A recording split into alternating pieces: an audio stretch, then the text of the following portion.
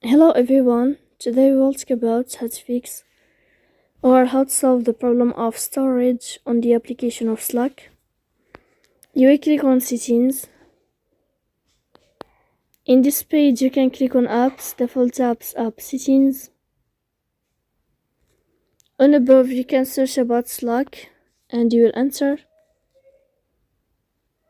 Then you can click on first stop and you can click OK. After that you will enter to the window of storage. Here you can click clear cache. Don't click clear data because that can cause you errors, so you can delete your account.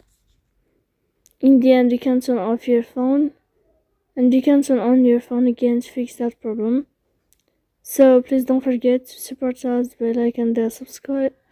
See you next time in another video and thank you for your attention.